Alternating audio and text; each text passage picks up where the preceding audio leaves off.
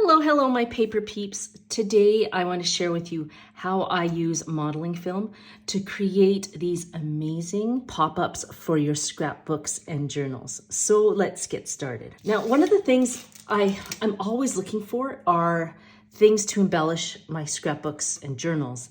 And I'm always looking for 3D elements. And I mean, gosh, like this is an earring. And I've used that in some of my crafting. I mean, you can go with little charms. Those are quite easy. And in a lot of my journaling, I've even used old necklaces and cut those up and place them in my crafting. But today I thought, you know what? I want to try something different and put two different mediums or two different scrapbooking or card making elements together and see if they actually work. So here we go. This is the modeling film. It comes in 3 sheets. One is a clear sheet, a black sheet, and a white sheet. And if I'm not mistaken, I think I've used up all my clear. So I'm gonna try this on the white sheet here and see if it works. I'm just going to cut that up. If you end up getting this, it's quite thick. It feels like cardstock, but it isn't cardstock. It's a modeling film, so I'm gonna cut up just a little piece here.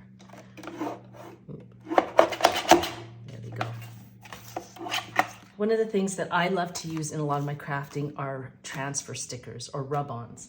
And, you know, I've tried this on several different mediums or several different backgrounds, and you'd be shocked at how well they transfer onto different backgrounds. Right now, I'm currently in the Bloom collection, and I want to add something to this. This is it right here. This is my mini scrapbook in a box. And it actually has a mini album as well in it.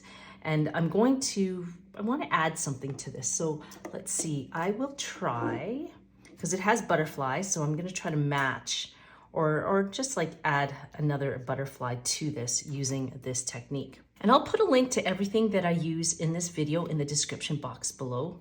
So if you're interested in some of these products and stuff, I'll put that I'll make sure I leave that for you. What we're gonna do is really cut this down because I want the shape of the butterfly to really pop here. It's so funny because I was driving home and I thought, I really want to embellish this, and I'm gonna just cut the antenna off.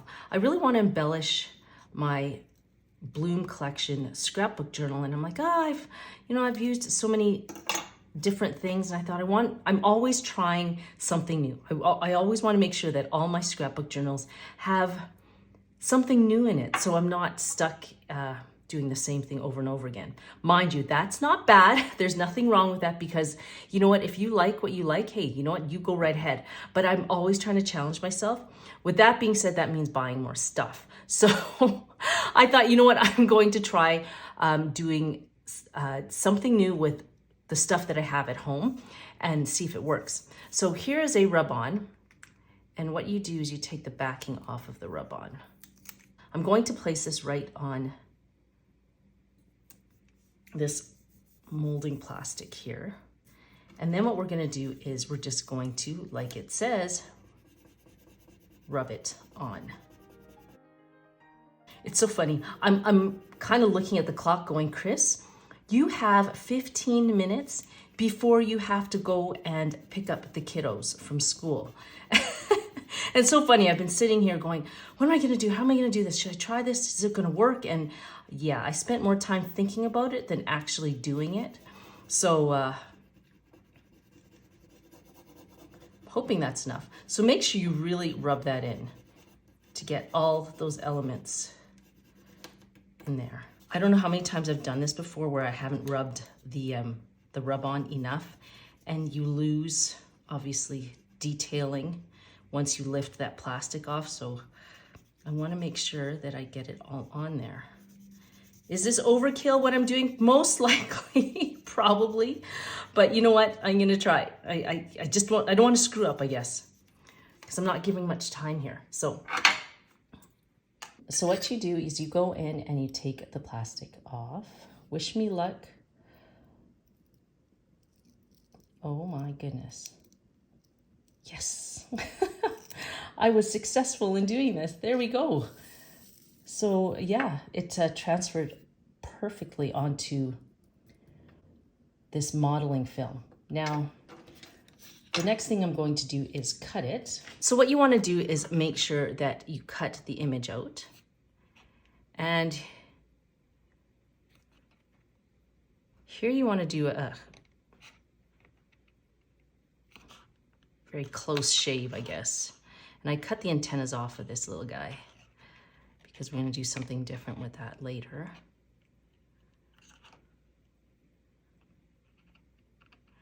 Now, I think it wouldn't be so bad if I was using the clear plastic, which I used in another technique for making three-dimensional ephemera. And I'll put a link to that video in the description box below if you want to know how I used other elements to create this.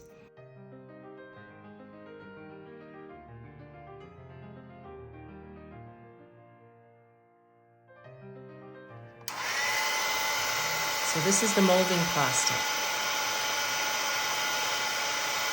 Oops.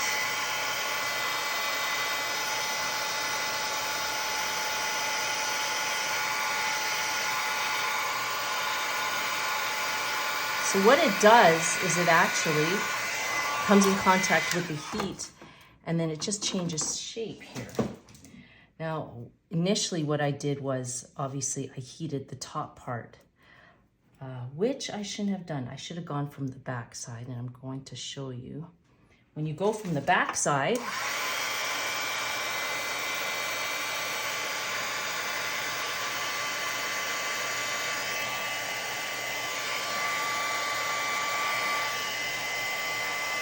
so here is your plastic molded rub-on transfer sheet that I placed on molding plastic. And you know what? It works to a certain degree. There was a little bit of cracking here. And initially I thought, you know what? I'm okay with the cracking, but I'm not. I thought there's got to be a way to prevent this from cracking. And so I tried a few things, and one of the things that worked was using Mod Podge. And by sealing the top of the image with a little bit of Mod Podge, you actually can prevent the image from cracking. So try that, and I think you'll be very impressed. I still recommend that you heat the image from the back side to prevent any cracking. Even though the Mod Podge is really good at preventing cracking, I'd still heat it from the back side of the image.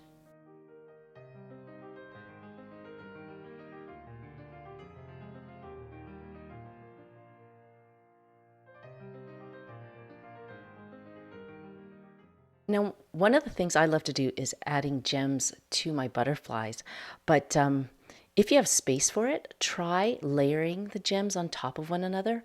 I do it a lot in all my other projects, but here they were quite tiny, so I didn't get a chance to do that. But something to consider when you're glamming up your butterflies.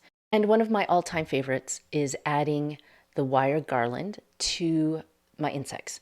I love it because it adds even more dimension to your projects. And I've done this a lot in I pretty much do this in all my projects. It's my thing. Anyways, something to consider when you are glamming up your butterflies is not only just using gems like this or layering gems, but actually adding, wire garland as their antenna. So I really hope you enjoyed this technique. It's new to me too. I just wanted to try something and it worked and I really liked it. So try it in your next projects. I think you will really enjoy them. Now, if you're new to my channel, my name is Christine and I love creating DIY projects like this one right here. This is a scrapbook journal in a box. It's actually a recipe box.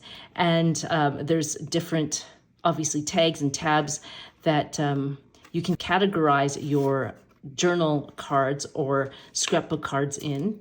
And for me, I like to put, inspirational quotes on the front, and then it's nice to kind of have them sitting there on top of your kitchen table or just in view.